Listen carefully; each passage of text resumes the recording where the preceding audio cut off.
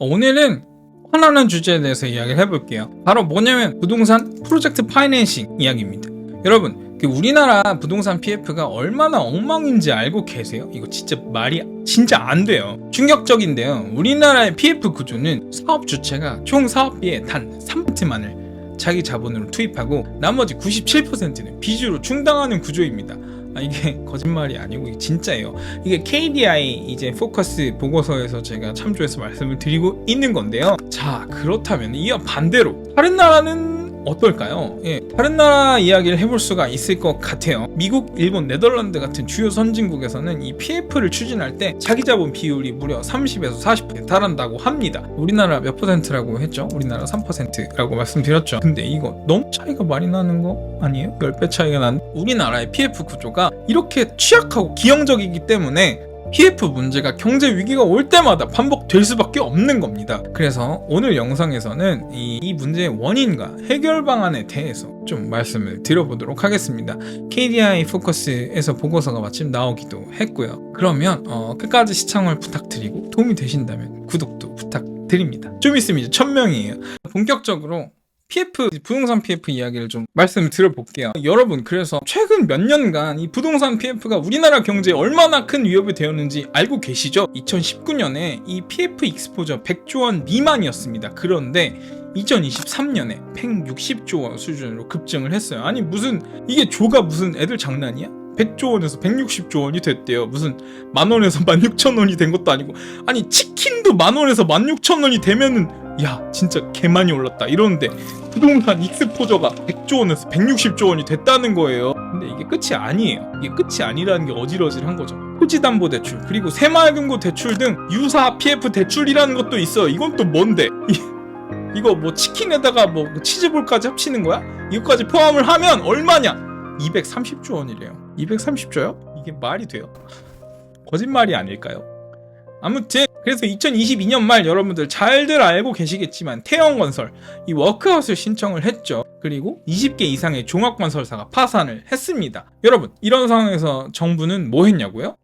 단기적인 처방을 하나, 두 개, 세 개, 네 개, 다섯 개 이렇게 내놓고는 있는데요. PF 보증을 확대하고 긴급 유동성을 지원하고는 있지만 이거 사실 거의 아무것도 안 하는 거죠. 그러니까 망하는 친구들 호흡기 붙여주고 있다 이 얘기입니다. 하지만 이 부동산 PF 문제가 새로운 문제가 아니에요. 얼마나 됐냐면 지난 10수년간 아니다 수십 년간 반복적으로 나타난 문제라는 거예요. 너 외우니? 2011년에 저축은행 위기가 있었고요. 2013년에는 피은행권 PF 위기가 있었고요. 2019년에는 증권사 PF 채무 모종 문제가 있었고요. 잘 알고 계시겠지만 레고랜드 사태까지 있었습니다. 어머나, 너무 많아. 너무 지겨워. 이게 계속 반복되고 있다는 거예요. 아니 이게 말이 돼? 말이 안 되잖아요. 어떻게 이렇게 계속 반복이 돼요? 근데 왜 안 고쳐져요? 이처럼 이 PF 문제라는 건 너무나 계속적으로 너무나 반복적으로 우리 경제에 큰 타격을 주면서도 고쳐지지를 않고 있다는 겁니다.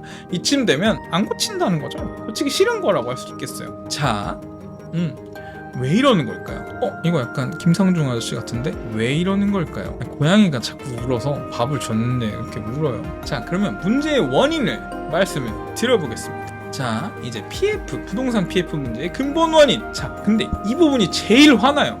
이게 왜 화나는지 여러분 같이 화내달라고 말하진 않겠지만 듣다 보시면 여러분도 화가 나실 겁니다. 가장 큰 원인은 뭐냐면 이 시행사들의 낮은 자기자본 요구율과 높은 보증 의존도입니다. 이게 무슨 말이냐면 풀어서 말씀드릴게요. 먼저 시행사라는 이 친구들은 총 필요한 사업비의 단 3%만 자기자본을 투입하고 97% 빚으로 충당을 해서 사업을 할 수가 있어요. 최근 3년 내에 추진된 총액 100조 원 규모의 PF 사업장 300개를 분석한 결과 평균 자기자본율이 3.2%에 불과했습니다. KDI 포커스에 의하면요. 이게 말이 돼요? 지방과 주거용 PF에서는 그 비율이 더 심각했어요. 이게 무슨 말인지 아세요, 여러분? 그러니까 만약에 내가 10억짜리 무슨 사업을 하고 싶으면 3천만 원만 있으면 된다는 거예요. 나머진 다 빌리면 돼? 왜 이렇게 자본이 적을까요? 우리나라의 이 PF 구조에서 건설사 등 제3자가 대출 상환을 보증을 하고 있기 때문이에요. 시행사는 이제 공사비를 제때 지급하지 않아도 건설사가 자체 자금을 투입해서 준공을 완료해야 합니다. 심지어는 이 건설사가 대출 상환까지 대신해야 하는 경우도 많아요.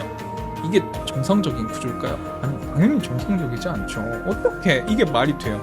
3% 가지고 이제 100%의 사업을 진행을 하고 건설사가 대출 상환까지 보증을 하고 이게 말이 되는 구조냐 이거예요. 주요 선진국에서는 물론 이런 구조를 찾아볼 수가 없습니다. 미국, 일본, 네덜란드 등에서는 PF 사업의 자기 자본 비율이 30에서 40%라고 말씀을 드렸죠. 이 나라에서는 이 사업의 성공 여부는 사업 주체의 자본 투입에 달려있기 때문에 금융회사는 대출을 내줄 때 최소한의 자기 자본 비율을 요구를 하고 있습니다. 아니 너무나 상식적이잖아요. 안 그래요? 아니 성공할 사업이면 자기 자본을 당연히 투입을 했겠죠. 3% 가지고 하는 거면은 말 맞다 나 33번이나 베팅을 할 수 있는 건데 다들 그렇게 도박을 하겠죠. 한탕주의 사회가 된다 이 말이에요. 그렇죠? 그러니까 최소한의 자기 자본 비율, 예를 들면 30에서 40%를 이런 선진국에서는 최소한의 자기 자본 비율이라고 보고 있다는 겁니다. 이게 상식적인 비율이라고 보이고요. 그런데 우리나라에서는 시행사가 적은 자본만으로도 사업을 추진할 수 있어서 많은 문제가 발생하고 있다는 겁니다.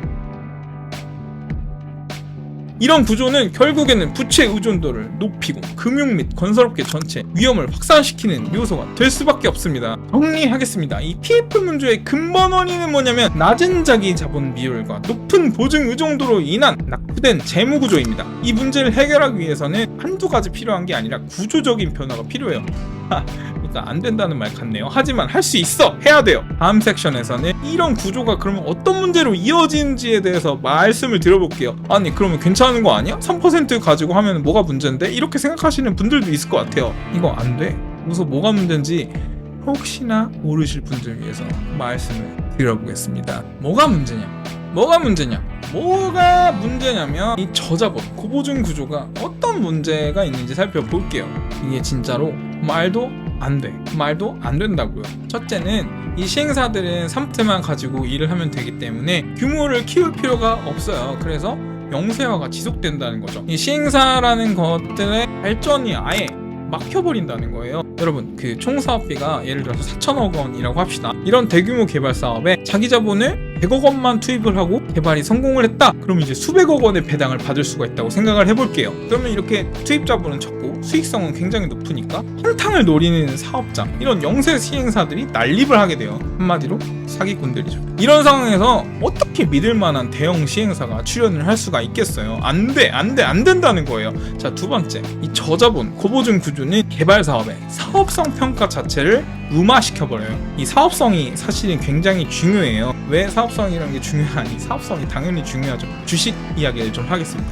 주식에서 제일 중요한 건 뭘까요? 주식에서 제일 중요한 건 투자라고 합시다. 투자에서 제일 중요한 건 이 투자 안에 미래 캐시플로우가 가장 중요하겠죠. 그래서 이걸 평가를 해서 여기에 투자를 할지 말지를 결정하는 게 바로 투자이겠습니다. 그런데 이 저자본 고보증 구조는 개발 사업에 이런 투자한 평가를 안 하게 만들어요. 이게 무슨 말이냐면 사업 주체가 이제 적은 자본으로 사업을 추진을 하고 이 건설사나 신탁사, 증권사 같은 제3자가 보증을 서주잖아요. 그러니까 금융기관은 이 보증만 믿는 거예요. 사업성을 평가하지를 않아요. 그쵸? 그러니까 이 금융기관들이 묻지마 투자를 하는 거예요. 건설사의 신용도나 건설사만 보고 이제 막 그냥 돈을 빌려주는 거예요. 예를 들면 막 태형건설이라든가 이런 사태가 일어나는 이유가 거기에 있는 겁니다. 그래서 이 대출의 거시적인 변동성, 금융기관들의 위험도가 높아진다는 거예요. 이 보증이 있는 대출이라는 거는 어때요? 안전해 보이죠. 안전해 보여요. 담보자산이 있고 보증이 있고 뭐 이러면은 안전해 보인단 말이에요. 근데 이게 거시적인 블랙스완을 만날 때, 거시적인 사태가 있을 때, 그 사태가 뭐죠?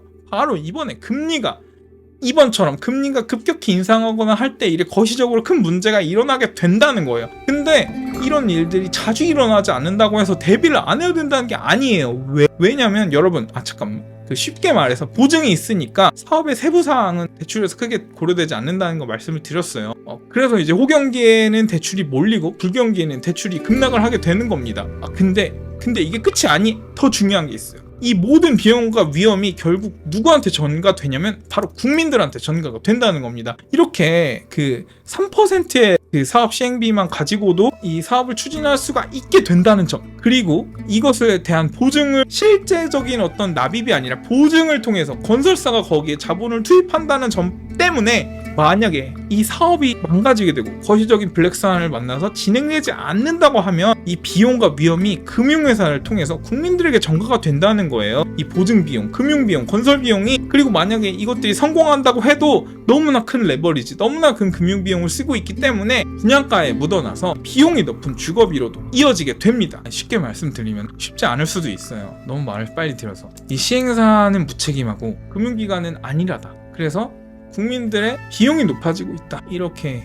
정리를 할 수가 있겠어요. 이거 정말 말도 안 되는 일이에요. 네. 부동산 개발로 인한 모든 위험, 그리고 모든 비용이 금융비용, 예를 들어서 이제 3트만 있고 나머지를 다 대출로 한다면 여기서 일어나는 이자가 금융비용이 엄청나게 크겠죠. 이건 나중에 다 주거비용으로 돌아오게 되는 거고요. 만약에 이 사업이 어그러져서 진행되지 않는다고 하면 금융기관이 완전히 맛이 갈상하게 처하게 되는데 당연히 여기에 공적인 어떤 서포트가 들어가게 될 겁니다. 이 돈 다 국민들이 부담을 하게 된다고요. 그렇죠. 잘 되면 주거비용을 국민이 부담하고 잘 안 되면 그 구조비용을 국민이 부담하게 된다. 이거예요. 이거 말이 되는 건가? 말이 진짜 안 된다고. 이거는 반드시 뜯어도 고칠 수 없겠죠? 아무튼 간에 계속 이야기를 해봅시다. 고쳐지긴 힘들겠지만 그래도 그렇다고 말 안 하면 안 되니까 그래도 말을 좀 더 해볼게요. 자, 정리를 하자면 이제 정리를 몇 번 했지만 그래도 정리를 해볼게요. 자, 저자본, 고보증 구조는 이 시행사들이 구조가 커질 유인이 없다고 말씀을 드렸어요. 왜? 자, 자본이 없어도 투자를 할 수 있으니까 우리가 자본을 확충을 해야 될까요? 자, 없어도 되겠죠. 그래서 시행사가 커지지 않게 하는 시행사 영세화를 초래를 하게 됩니다. 자, 그리고 고보증 구조, 이거는 사업의 이 사업성 장치를 이제 금융사들이 평가를 하게 되는 게 아니라, 야, 여기 누가 보증 썼대. 아, 그래? 그럼 대출하자. 이렇게 돼서 이 사업성 평가를 부실하게 만들고, 그래서 묻지마 투자를 하게 된다는 겁니다. 그래서 이런 것들이 보증이라는 게 뭐 있으면 좋겠지만, 하지만 이 거시적 변동성에 노출이 되게 된다는 거죠. 그리고 제일 중요한 점은 뭐냐면은 이 모든 비용이 잘 되면, 잘 돼서 이제 이 프로젝트 파이낸싱이 성공을 해서 건물이 올라가면 주거비용에 묻어서 국민들이 책임을 지고, 잘 안 되면 그럼 이 친구들을 살리느라 국민들이 돈을 대야 되는 이 국민 경제의 수혜와 피해가 모두 전가가 돼서 국민들이 비용을 지고 있다, 이 얘기예요. 이거 말이 안 되죠? 이해되시나요? 되셨어야 돼요. 너무 선생님 같았나? 선생님이 하고 싶진 않았는데, 아무튼 자, 그러면 왜 우리나라만 이렇게 기형적인 PF 구조를 갖게 되었는지 알아볼까요, 여러분? 어렵지 않을 거예요. 아니다, 이야기하지 말까, 이런 거는? 그래도 이야기할게요. 스킵하시면 되잖아요? 아니면 내가 편집할 때 안 넣든가. 그럼 되겠지. 너무 덥다. 근데 여기 땀 보여요? 보지 마세요. 너무 더운 것 같아. 여름이니까. 그래서 자, 우리나라만 왜 이렇게 기형적인 PF 구조를 갖게 되었는가? 이것도 이해가 안 돼. 이해 안 되는 거 투성이야. PF 도입 당시에 특수성이 있었다고 합니다. 어떤 특수성이냐? 이제 1997년에 외환위기가 있었죠. 그때 이제 정부에서 이제 건설사 부채 비율을 낮추라고 요구를 했어요. 그쵸? 200% 이후로 낮춰라. 그래서 건설사들이 이제 부채를 더 부담할 수가 없게 되었기 때문에 당시 이제 시행사들은 영세하고 시행사들은 영세했죠. 그래서 상대적으로 건설사는 규모가 컸고요. 그러니까 이제 시행사가 대출을 받고 건설사는 여기에 보증을 서는 기형적인 형태로 PF가 출발하게 됐던 거예요. 그러니까 사실은 얘네는 그냥 한 몸인데, 진짜 말도 안 되죠. 사실은 그냥 한 몸인데 이름만 바꾼 대출을 그냥 받았다는 거예요. 중요한 건 진짜, 그러니까 핵심적인 건 뭐냐면 레버리지 비율이 너무 높다는 게 모든 원인의 핵심에 있는 겁니다. 지금도 이 보증이 아니라, 건설사가 이 보증이라는 형태가 아니라 실물의 납입을 요구를 받는다면 이야기가 달라질 거예요. 그렇죠? 근데 문제는 뭐냐면 이 3트의 자금만 가지고 이 사업을 추진할 수가 있다는 이 최초의 문제가 모든 것의 시발점이 되는 겁니다. 그리고 두 번째 문제로는 뭐가 있냐면 선분양 관련 제도에 문제가 있겠습니다. 우리나라 같은 경우에는 이제 30세대 이상의 공동주택을 선분양할 때는 이 수분양자가 납입한 계약금 그리고 중도금을 공사비로 사용할 수가 있어요. 이게 뭔가 이상하지 않다, 뭐 이렇게 생각하실 분도 있으실 것 같은데, 이런 나라가 거의 우리나라밖에 없대요. 그러면 이상한 거지. 어떤 거냐면 이제 그런 거 있잖아요. 이제 수업 시간이 돼서 책을 다 꺼냈는데 친구들의 책이랑 내 책만 달라. 그러면 내가 이상한 거죠. 이해되시죠? 자, 우리 이 전세계를 딱 봤는데 전세 제도가 다 없어. 근데 우리나라만 전세 제도가 있어. 자, 우리나라 그러면 이상한 거죠? 그런 것처럼. 자, 이제 수분양자가 납입한 계약금과 중도금을 공사비로 사용할 수 있는 나라가 우리나라 말고는 거의 없다 라고 하면 우리나라가 이상한 거겠죠? 그럴 겁니다. 자, 그런데 이 공사비 같은 경우에는 그래서 수분양자의 자금으로 받아서 내면 되고 토지비만 조달하면 되니까 이 시행사에 조달해야 되는 자본을 더 낮춰주는 효과가 생긴다고 하는 겁니다. 네. 이게 참 말이 안 되죠. 그러니까 시행사 건설사한테 다 밀어주는 구조로 되어 있다 이렇게 보시면 될 것 같아요. 너네 돈 없어도 돼, 우리가 다 빌려줄게. 망하면 국민들한테 뜯으면 돼, 이런 이야기예요. 네. 그리고 이 주택도시보증공사의 분양보증도 문제가 된다고 합니다. 요거까지 이야기하면 너무 길겠네요. 이거는 편집을 할게요. 하지만 그래도 지금은 이야기를 하겠습니다. 뒤에 붙여놓을게요. 보세요. 이거 약간 내가 들었던 세법 수업 같아. 세법 수업에서도 이제 그 강사님이 이렇게 이야기를 하시거든요. 자기가 이야기하고 싶은 게 있는데 시험에 잘 안 나올 것 같은 거, 근데 나오면 문제가 되는 거는 항상 이렇게 이야기를 해. 이야기를 하다가 이거는 뒤에 붙여놓겠습니다. 보실 분들은 보세요. 이렇게 그걸 보는 사람은 한 명도 없어. 그리고 그거 보는 사람들은 떨어져요. 그래도 저는 이야기를 하고 뒤에 붙여놓겠습니다. 네, 주택도시보증공사의 분양보증도 문제예요. 이게 뭐냐면 이 허그는 분양보증의 전제 조건으로 시행사의 조건부 사업권 양도를 요구합니다. 자, 너무 어려워. 공부하는 것 같아. 자, 이게 무슨 뜻이냐면 사업주체가 부도가 나면은 허그가 이제 사업권을 넘겨받아요. 사업권 넘겨받는데 PF의 대출 채무는 양도가 안 돼! 그래서 이 금융회사는 유사시에 아무 담보도 없이 순위 채권자가 되어버린다는 말이에요. 그러니까 이제 당연히 이렇게 되기 때문에 금융회사가 건설사 등의 보증을 필수적으로 요구를 할 수밖에 없겠죠. 이런 구조가 정상적이에요? 절대 아니죠. 미국과 일본, 호주, 제가 자꾸 이런 선진국들 이야기만 하면 너 그러면 거기로 꺼져버려 이렇게 얘기할 수도 있겠는데 그렇지 마십시오. 이것도 편집해야 되나? 아무튼 간에 그래서 이런 선진국들에서는 PF 대출이 프로젝트 파이낸싱의 원칙에 맞게 이루어지기 때문에 자기 자본이 충분하지 않으면 PF 사업 자체를 시작할 수가 없어요. 사실 그게 상식이지. 근데 우리나라에서는 뭐 특수한 상황 그리고 기형적인 제도 때문에 말도 안 되는 구조가 만들어졌다, 뭐 이런 이야기입니다. 네, 없어야 된다. 자, 정리하자면, 정리를 많이 하는데 정리하지 말자. 정리를 그래도 할게요. 정리를 하자면 이제 우리나라의 PF 제도가 이렇게 선진국들에 비해서 기형적으로 된 이유는 뭐냐면 외환위기 이후에 특수성이 있고 선분양 제도가 있고 그 주택도시보증공사 허그의 분양보증 같은 여러 요인이 복합적으로 작용했다고 볼 수 있겠어요. 하지만 제가 생각하는 건 뭐냐면 정부가 건설사와 그 친구들에게 너무 혜택을 많이 줬다 라고 밖에 생각이 안 돼. 어떻게 3%를 가진 사람이 사업을 추진할 수가 있어요. 이건 안 되지. 그럼 저도 이제 그 양조장을 하려고 하거든요. 그러면 이제 그 사업에 이제 3대만 가지면 나도 이제 사업을 시작할 수가 있는 거야? 그렇진 않을 거잖아요. 아, 그럴 수 있나? 그러면 지금 바로 와이너리 지러 갈까요? 아무튼 간에 그래서 이런 구조가 너무나 기형적이기 때문에 당연히 문제를 일으킬 수밖에 없어요. 자, 다음 섹션에서는 그래서 어떻게 해결해야 되는지, 이 부분이 사실은 제일 중요하겠죠? 아니겠어요? 이 부분이 중요할 거 아니에요. 그래서 이 부분, 이 중장기적인 개선 방향에 대해서 말씀을 드려보도록 할게요. 이제 이거만 하면 돼. 이거만 하면 이제 집에 가자. 다 했어. 이거만 하고 이제 집에 보내드릴게요. 중장기적인 개선 방향 다 하셨어요. 이거 시험에 나와요. 그래서 이 기형적인 부동산 PF 구조 어떻게 개선할 것인가? 요거 한번 이야기해볼게요. 당연히 방치하면 안 되죠, 여러분. 여러분 집값 비싸지고 실패하면 여러분이 돈으로 그 탐욕스러운 그 업자들을 다 구해주셔야 되는데 지금 이거 보고 계실 겁니까? 절대 안 돼, 절대. 자, 그래서 이 완악의 근원인 자기자본 비율, 이거 선진국 수준으로 높여야 된다 이겁니다. 지금처럼 3% 수준의 자기자본 안 돼. 최소한 30% 이상으로 사업을 추진하게끔 자기자본 비율을 높여야겠고요. 그리고 이거는 선택이 아니라 필수입니다.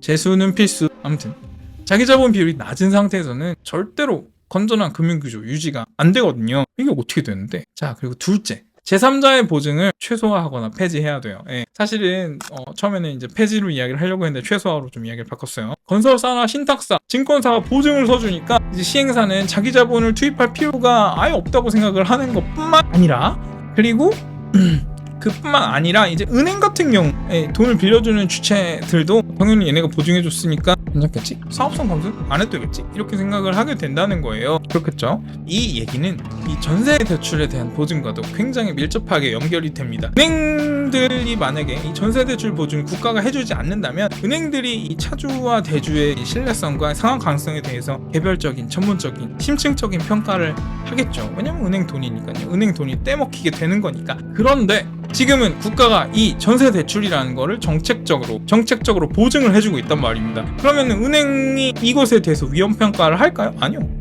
할 필요가 없죠. 왜? 국가의 보증이 있으니까요. 이런 보증이라는 게 금융이 제대로 작동하지 않게끔 하는 역할이 분명히 어느 정도 있어요. 네, 일단은 그 이야기는 다른 이야기니까 자, 넘어가도록 하겠습니다. 그러면 어떻게 자기자본 비율을 높이고 보증 의존도를 낮출 수가 있을까요? 네, 어떻게 할 수 있을까요? 뭐 어떻게 하긴 어떻게 법을 바꿔야죠. 예, 법을 바꾸고 이제 뭐 순차적으로 이제 뭐 이렇게 의무화한다 뭐 이런 식으로 계속 해야 될 겁니다. 그렇겠죠? 네.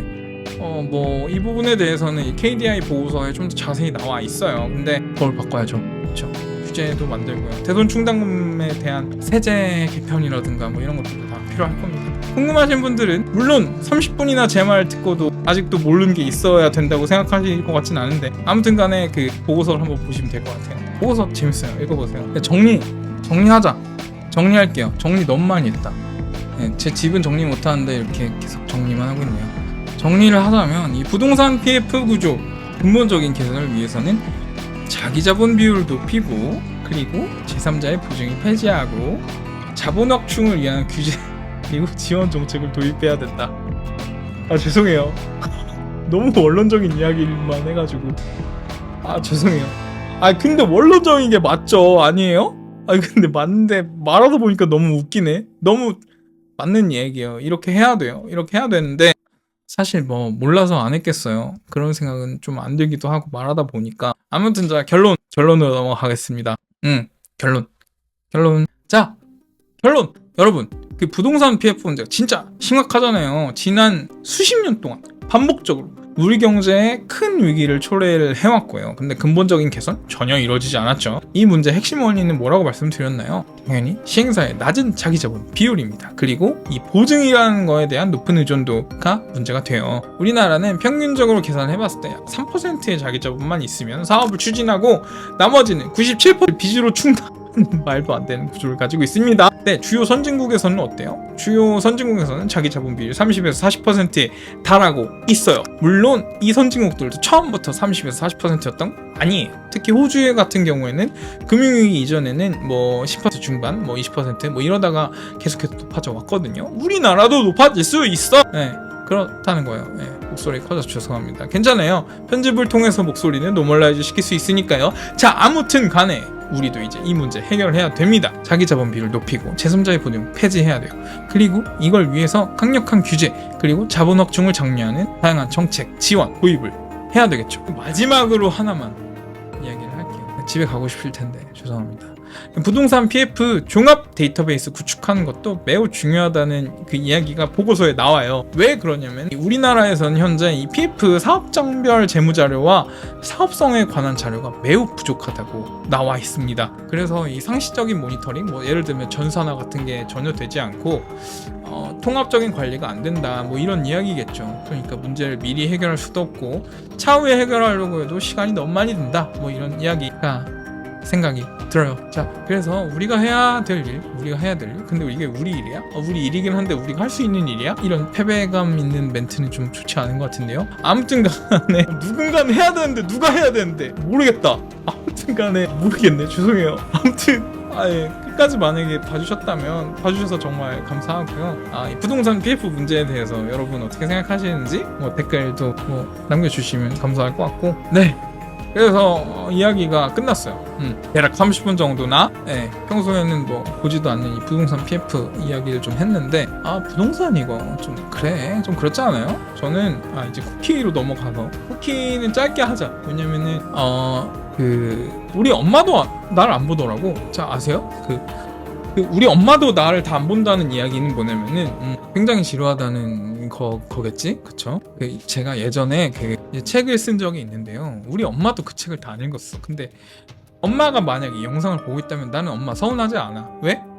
왜 서운하지 않냐? 재미가 없으면 그럴 수 있어. 그치? 난 그렇게 생각해, 진짜로. 내가 서운해 보이는데? 아무튼 그래서 부동산이 말이죠. 여러모로 좀 이 뒷맛이 안 좋아요. 특히 제가 다른 나라 부동산 잘 몰라요. 네, 다른 나라의 주식은 우리가 알 수가 있잖아요. 다른 나라의 주식을 알 수 있는 여러 가지 방법이 있는데 저는 이제 회계사다 보니까 이 재무정보나 뭐 보고서나 이런 거는 영어로 되어 있고 뭐 그 나라의 언어로 되어 있지만 중요한 정보들은 이제 숫자로 되어 있기 때문에 이해할 수가 있단 말이죠. 부동산은 그리고 정치, 그리고 심리 이런 게 너무나 그 각국의 문화라는 게 너무나 이제 같이 들어가 있어서 알기가 어려워요. 이제 비교 분석하기가 다른 나라랑 예를 들면 뭐 미국의 멀티플, 우리나라의 멀티플 이렇게 주식시장을 봐서 우리나라는 좀 저평가 아니면 뭐 미국은 고평가 뭐 이렇게 이야기를 할 수가 있는데 이 부동산은 그게 잘 안 된단 말이죠. 그리고 그걸 이제 아주 크게 가로막고 있는 이 전세라는 우리나라 고유의 이 말도 안 되는 이 제도도 있고 말이죠. 그러다 보니까 부동산에 대한 알긴 알아야 되는데 이게 알기가 싫기도 하고 알기 어렵기도 하고 뭐 이런 생각이 좀 들어요. 알기가 싫은 건 이제 내가 저런 걸 알아야 될까? 이런 생각이 든단 말이에요. 아무튼 편집하면 되니까 아무 말이나 일단 할게요.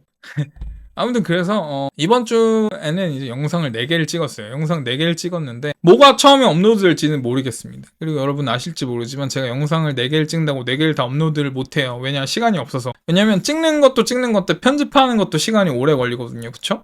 그래서 그쳐라고 해도 이제 공감은 못 받겠지만 그렇다고 이제 누구 시킬 수는 없고 그래서 뭐 그렇다고 네. 참고로 이제 PF 말고 이제 찍은 건 뭐가 있냐면은 이제 탈조선 하는 우리 한국 부자님들에 대한 영상 하나가 있고 그 다음에 스타크래프트 영상 하나가 있고 그리고 또 하나 뭐 찍었는데 아무튼 뭐 그런 게 있는데요. 그래서 아무튼 내일 이제 월요일이네. 오늘 일요일이거든요. 좋은 밤 되시고요. 안녕. 맛있는 거 먹어야지.